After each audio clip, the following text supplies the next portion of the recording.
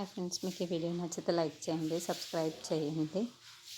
దశరథ్ని దీప గన్నుతో కాల్చడంతో పోలీసులు పోలీస్ స్టేషన్కి దీపాన్ని తీసుకొని వస్తూ ఉంటారు. ఇంతలో అక్కడున్న దీప మాత్రం నేను ఆయన్ని కాల్చలేదు, నేను చంపాలనుకోలేదు ఆయన్ని అని చెప్పేసి అంటూ ఉంటుంది. ఆ మాటలు వినగానే అక్కడున్న పోలీస్ ఆఫీసర్ మాత్రం నువ్వు ఏం చెప్పుకున్నా సరే కోర్టులోనే చెప్పు, అక్కడనే మాట్లాడుకో అని చెప్పేసి అంటాడు. ఇంతలో కార్తిక్ దీప దగ్గరికి వస్తూ ఉంటాడు. అది చూడగానే అక్కడున్న దీప మాత్రం కార్తిక్ బాబు అని చెప్పేసి కార్తిక్ దగ్గరికి వెళ్తూ ఉంటుంది.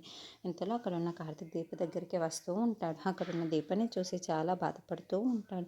అది చూడగానే అక్కడున్న దీప మాత్రం బాబు నేను ఆయన్నే కాల్చలేదు, అసలు నా చేతితో పట్టుకోవడమే ఇదే మొదటిసారి, నేను కాల్చలేదు అని చెప్పేసి అంటూ ఉంటుంది. ఆ మాటలు వినగానే అక్కడున్న పోలీస్ ఆఫీసర్ మాత్రం ఎప్పుడు పట్టుకోకపోతే ఇదే మొదటిసారి అయితే సరిగ్గా ఎప్పుడు గురి చేసేయగలిగారు, అది గుండెల్లోకి ఎలా గురి చేసావు అర్థం కావటం లేదు అని చెప్పేసి అంటాడు. ఆ మాటలు వినగానే అక్కడున్న దీప కార్తిక్ వాళ్ళు అయితే ఒక్కసారిగా షాక్ అయిపోయి పోలీస్ ఆఫీసర్ వైపుకు చూస్తూ ఉండిపోతారు. ఇంతలో అక్కడున్న పోలీస్ ఆఫీసర్ అవును ఆయన గుండెల్లోకి నేరుగా దింపావు కదా, ఇప్పుడు నువ్వు ఏది తేల్చుకోవాలి అన్న కోర్టులోనే తేల్చుకోవాలి అని చెప్పేసి అంటాడు.